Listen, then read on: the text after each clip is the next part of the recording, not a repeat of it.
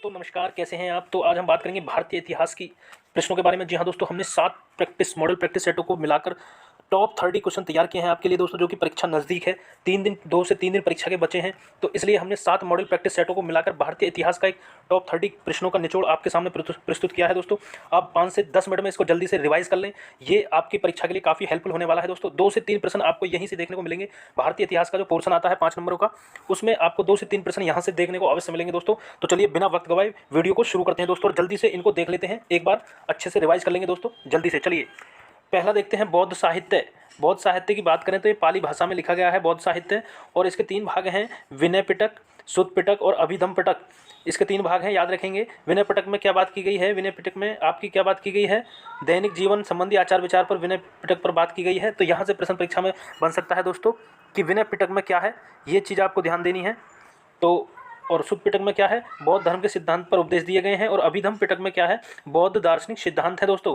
तो याद रखेंगे बौद्ध साहित्य पाली भाषा में है, और इसके 3 पिटक हैं, विनय पिटक, सुत्त पिटक और अभिधम पिटक। चलिए आगे बढ़ते हैं दूसरे प्रश्न की तरफ। ताजमहल दोस्तों, ताजमहल के ऊपर क्वेश्चन पूछा जाता है। आगरा में स्थित है, यमुना नदी के किनारे। इसके निर्माण की यदि बात करें तो शाहजहां द्वारा किया गया था। मुमताज़ महल, जो इनकी बेगम थी मुमताज़ महल, उसकी याद में इन्होंने ताजमहल का निर्माण करवाया। और बात करें ताजमहल के डिज़ाइन की, तो डिज़ाइन किसने दिया था, उस्ताद ईशा खान ने दिया था दोस्तों। किसने दिया था, उस्ताद ईशा खान ने इसका डिज़ाइन तैयार किया था, और 22 वर्ष में ये बनकर तैयार हुआ दोस्तों। 22 वर्ष में लगभग 9 करोड़ की लागत में ये दोस्तों बनकर तैयार हुआ ताजमहल, जो कि आगरा में है। चलिए अगले प्रश्न की तरफ बढ़ते हैं दोस्तों, जल्दी से जल्दी इसको कवर कर लेंगे। यहाँ से प्रश्न परीक्षा में देखने को काफ़ी ज़्यादा संभावना है, क्योंकि ये 7 मॉडल प्रैक्टिस सेटों का आपको निचोड़ है दोस्तों। Top 30 question. आगे बात करें, सिंधु घाटी में गन्ना फसल का कोई प्रमाण नहीं है। तो ऐसे पूछा जा सकता है प्रश्न कि किस फसल का प्रमाण नहीं है, तो आप गन्ना याद रखेंगे कि सिंधु घाटी में गन्ना फसल का कोई प्रमाण नहीं मिला है। एवं सिंधु घाटी के लोग लोहे के ज्ञान से भी अपरिचित थे, लोहे के से भी अनजान थे वे, लोहे धातु से। चलिए बढ़ते हैं अगले प्रश्न की तरफ। प्रथम रेलवे लाइन दोस्तों, प्रथम रेल लॉर्ड डलहौजी के काल में, किसके काल में, लॉर्ड डलहौजी के काल में 1853 ईस्वी से बम्बई से थाने चलाई गई थी दोस्तों। ये आपको प्रश्न बार बार परीक्षाओं में पूछा जाता है, तो इसको भी आप जल्दी से नोट कर लेंगे। चलिए बढ़ते हैं आगे।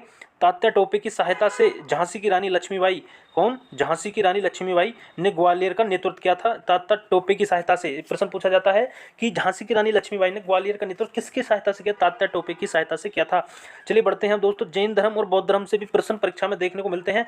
तो आपको यदि कंप्लीट जानकारी लेनी है तो 5 से 10 मिनट की वीडियो है जैन धर्म और बौद्ध धर्म के बारे में, हमारे चैनल पर ही मिल जाएंगे आपको, भारतीय इतिहास की प्लेलिस्ट में, वहाँ से आप जानकारी ले सकते हैं। चलिए मोटा मोटा देख लेते हैं यहाँ से। जैन धर्म 24 तीर्थंकर हुए जी जैन धर्म में, और 24 में तीर्थंकर जिनको अंतिम तीर्थंकर कहा जाता है, महावीर स्वामी वर्धमान महावीर, जो कि जैन धर्म के वास्तविक संस्थापक भी माना जाता है।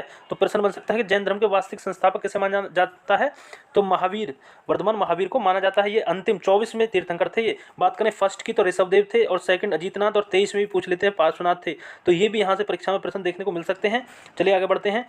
और जैन धर्म से ये शब्द है केवल्य, ये किसे समझते, पूर्ण ज्ञान के लिए शब्द का प्रयोग किया गया था। पूर्ण ज्ञान के लिए केवल्य उसको कहा जाता था, जिसको पूर्ण ज्ञान प्राप्त हो जाता था, तो केवल्य की उपाधि उसको दी जाती थी। चलिए बढ़ते हैं आगे। अब देखते हैं गंग वंश का प्रथम शासक कौन था, कोंकणी वर्मा। कोंकणी वर्मा था गंग वंश का प्रथम शासक। बात करें प्रथम राजधानी, गंग वंश की प्रथम राजधानी क्या थी, कोलार, और बाद में ये क्या हो गई, तलकक्काडू हो गई थी। बाद में क्या हो गई राजधानी, तलकक्काडू हो गई, पहली थी कोलार। यहाँ से भी प्रश्न परीक्षा में पूछते हैं दोस्तों।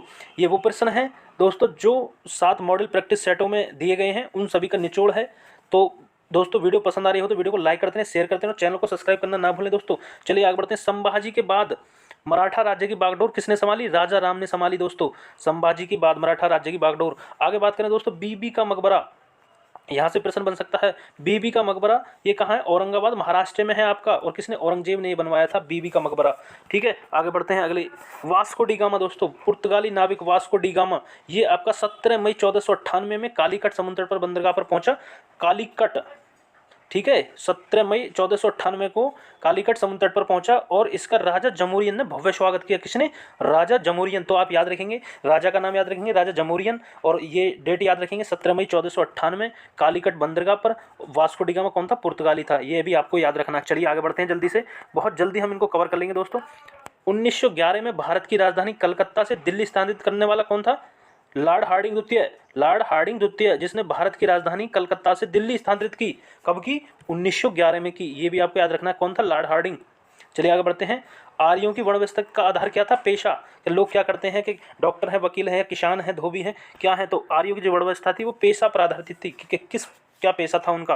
आगे बात करें, इंडिका पुस्तक किसने लिखी? दोस्तों इंडिका जो ग्रंथ है वो किसने लिखा? मैगस्थनीज की है। इंडिका पुस्तक, इंडिका ग्रंथ जिसको कहते हैं मैगस्थनीज की है। मैगस्थनीज कौन था? ये चंद्रगुप्त मौर्य के दरबार में राजदूत था दोस्तों, चंद्रगुप्त मौर्य के दरबार में। चलिए आगे बढ़ते हैं, चंद्रगुप्त के बारे में थोड़ी जानकारी लेते हैं। चंद्रगुप्त मौर्य ने ग्रीक जो कि एक सेल्यूकस था, जो कि एक ग्रीक था, को पराजित किया। बाद में संधि हुई और उसमें उसकी जो पुत्री थी सेल्यूकस की पुत्री हेलेना से इसका विवाह हुआ दोस्तों, हेलेना से चंद्रगुप्त मौर्य का। चलिए आगे बढ़ते हैं अगले प्रश्न की तरफ।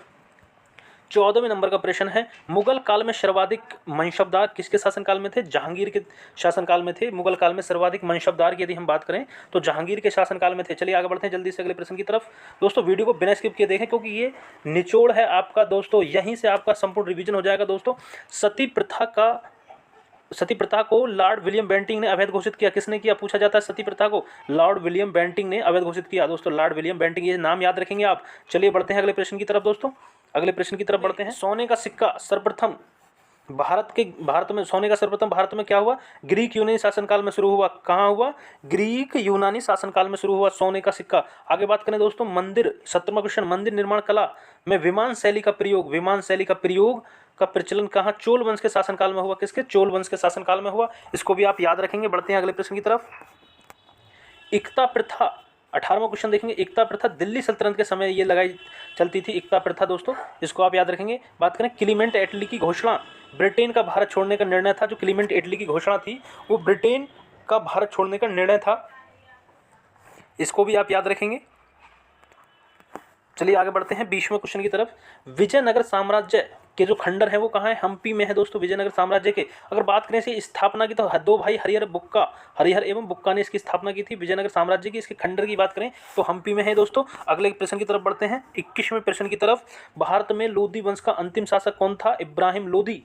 लोधी वंश का अंतिम शासक की बात करें तो इब्राहिम लोधी, और लोधी वंश का प्रथम शासक की बात करें तो बहलोल लोधी हो जाएगा दोस्तों, ये भी आपको याद रखना है। प्रथम बहलोल लोधी और अंतिम इब्राहिम लोधी। चलिए आगे बढ़ते हैं 22वें प्रश्न की तरफ। जब भारत को आज़ादी मिली तब गवर्नर जनरल कौन थे? तो जब भारत को आज़ादी मिली तो जब भारत के गवर्नर जनरल लॉर्ड माउंटबेटन थे, लॉर्ड माउंटबेटन थे, ये आपको याद रखना। चलिए आगे बढ़ते हैं 23वें प्रश्न की तरफ दोस्तों। वीडियो पसंद आ रही हो तो दोस्तों वीडियो को लाइक करें, शेयर करते रहें और दोस्तों चैनल को सब्सक्राइब करना ना भूलें। ऐसी ही नई जानकारी हम आप तक लाते रहे हैं। यूपी SSSC PET 2023 के बाद हम आपकी RO ARO की तैयारी करवाने चल रहे हैं। तो दोस्तों जो भी चैनल पर नए हैं प्लीज़ जुड़ जाएं, जो भी तैयारी करना चाहते हैं यूपी SSSC PET 2023 की, बहुत ही अच्छे से अच्छे कंटेंट के साथ हम उनकी तैयारी कराएंगे। जितना हमसे हो सकेगा इतनी तैयारी आपको करवाएंगे दोस्तों। चलिए बढ़ते हैं 23वें प्रश्न। जिंदा पीर की किसे कहा जाता है? जिंदा पीर औरंगजेब को कहा जाता था दोस्तों, जिंदा पीर। दीन ए इलाही धर्म की शुरुआत किसने की? अकबर ने की, ये भी आपको याद रखना है, काफ़ी बार परीक्षाओं में पूछा गया है। आगे बात करें दोस्तों, बाजार विनिमय प्रणाली की शुरुआत किसने की? बाजार विनिमय प्रणाली अलाउद्दीन खिलजी दोस्तों, very very important, Alauddin Khilji ने की बाजार विनिमय प्रणाली की। चलिए आगे बढ़ते हैं। बुद्ध, 26वां प्रश्न। बुद्ध किससे संबंधित है? शाक्य वंश से संबंधित है बुद्ध, ये भी आपको याद रखना है। जो बुद्ध थे, भगवान बुद्ध, वो शाक्य वंश से संबंधित थे। आगे बढ़ते हैं। अशोक के शिलालेख ब्राह्मी लिपि में लिखे गए हैं, ये भी आपको याद रखना है। भारतीय नागरिक सेवा का जनक किसे कहा जाता है? 28वां प्रश्न।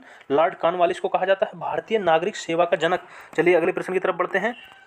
भारत का पहला समाचार पत्र की यदि बात करें तो कौन सा? बंगाल गजट, जिसका प्रकाशन किसने किया? JK हिक्की ने किया। बंगाल गजट भारत का पहला समाचार पत्र। और बढ़ते हैं लास्ट प्रश्न 30वें प्रश्न की। तो फॉरवर्ड ब्लॉक की स्थापना किसने की? नेताजी सुभाष चंद्र बोस ने की फॉरवर्ड ब्लॉक की स्थापना। और बात करें महात्मा गांधी के राजनीतिक गुरु तो कौन थे? गोपाल कृष्ण गोखले थे, महात्मा गांधी के राजनीतिक गुरु गोपाल कृष्ण गोखले। तो दोस्तों आज की वीडियो में इतना ही। दोस्तों वीडियो पसंद आई हो तो वीडियो को लाइक करें, शेयर करें दोस्तों तक। मिलते हैं ऐसी नई जानकारी के साथ दोस्तों, क्विक डाइजेस्ट सीरीज के साथ दोस्तों मिलते हैं। आशा करता हूँ ये जानकारी आपको अच्छी लगी होगी। जानकारी अच्छी लगी हो तो वीडियो को लाइक शेयर करना ना भूलें। जय हिंद, जय भारत।